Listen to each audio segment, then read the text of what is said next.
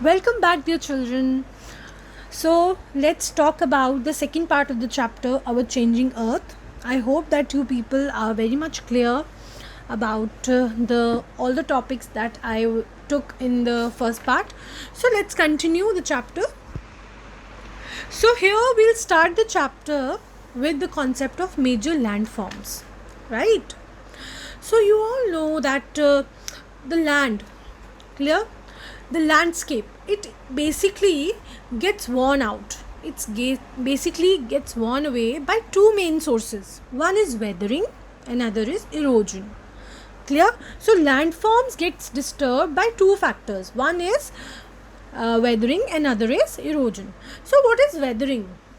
When the rocks have been broken up in different segments. Clear? It is called as weathering. So it is basically breaking up of rocks on the earth's surface. So, and what is erosion? Erosion means when we are taking away the landscape through different kinds of agents. For example, through water, through wind, through ice. So this eroded material is carried out and transported through different sources of water, wind, etc. And eventually what happens? It gets deposited in different places. So this is called erosion. The process of both, this erosion and deposition of all the landforms, so they create different kind of landforms on the earth. Next comes river. Work of a river. How a river works. What all it includes. First is waterfall. A river starts with a waterfall. You all know, have you all seen a waterfall? It basically, what is a waterfall? A steep, valley side waterfall that comes from the height and it falls down on the earth. When a waterfall comes down, it gives rise to meanders. What are meanders? When the river enters in the plain, it gets it takes so many twists and turns. Clear? And suddenly what happens? It makes large bends. And these bends are known as meanders. I'll show you through a picture also, but let me just explain it first and then I'll show you a picture in the later slides. Then comes the cut-off lakes. Like the name suggests, cut-off lakes, which are also known as oxbow lakes. Now, in cut-off or oxbow lakes, what happens? These meander loops, they cut from the river. Clear? They cut from the river and automatically form a small lake. And this cut-off small lake is known as oxbow lake. Next comes flood plains. What happens when flood happens or flood occurs? The river deposits layers of soil, the material whom we call as small sediments, clear, along its banks. Along the bank of the river, the small sediments gets collected. This leads to a formation of a fertile plain, and this is known as flood plain. And these flood plains give rise to a concept called leaves. Leaves are basically the raised banks of the river. They are little raised higher than the river. Next comes distributaries. A river here then gets divided into different tributaries, different parts. This is known as distributaries. And finally, when this happens, a delta has been formed. How a delta has been formed? What is a delta? This basically is the collection of sediments from all the mouths. It forms a delta. Now see the picture of the work of a river. See, this is a river in color blue. In the last, you can see the black dotted portion of the picture. This is called as a meander, and the whole cut off part of the river is known as a oxbow lake. Over it is a flood plain. This is a very fertile plain, and in the this area it is called as a leaves. Next comes the work of sea waves. Now we talked about the river, now we talk about the sea waves. What are sea waves? First, it starts with sea caves. What is a sea cave? Okay, now what happens? Sea cave is basically a portion over the coastal landforms. These are the coastal landforms in the sea.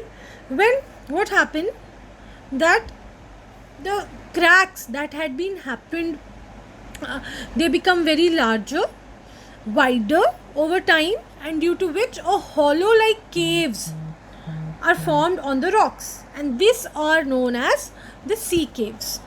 Then comes sea arches. Sea arches means when the cavity becomes more bigger and only the roof of the caves remain. No here and there, only the roof remains. This is known as the sea arches. Then comes the stack. Stack further breaks the roof and only walls are left. Only the walls are left. And last comes the sea cliff. Sea cliff it is a rising part which is vertical and above the sea water, and this is called as a sea cliff. Let me show you with the help of a diagram, that will be more easy for you to understand. See, you know this sea area, over it the black dark cave is known as your sea cave. Then comes your undercutting portion, this is your sea arc. After that, no roof is there, it is your, what is this, then the last is the stack. Clear? So these are certain concepts of the work of a sea waves. Then comes the work of ice. Work of ice, in this we will talk about glaciers. Glaciers are known as the river of ice. Now what happens? Now glaciers carve out deep hollows. What happens, as the ice gets melted, it fills up with water and glaciers become what? Beautiful mountains, lakes in the mountains, sorry. And it gives rise to beautiful scenery also. Next comes glacier moraines. What are glacier moraines? What happens, when the glaciers melted water along with it, carried with it big rocks, small rocks along with it, also sand, also silt, so it gets deposited into different portions and different landforms. These are known as glacier moraines. This is a glacier, picture of a glacier, which is also known as river of ice. Next comes the work of wind. You all know that what is a wind in deserts, basically an active agent of erosion. You know, wind, it plays a very important role in the process of erosion and deposition. So here we will learn about the concept of mushroom rocks. What are mushroom rocks? Nothing deep about the concept, but what happens when the wind gets started and it takes about soil from sand from one place to another, so a mushroom shaped like mountain can be formed, and we call rock can be formed, and we call it as mushroom rocks. Next comes sand dunes. Sand dunes, what are sand dunes? When the wind blows, what happens, that it automatically along with it lifts and transports sand from one place to another.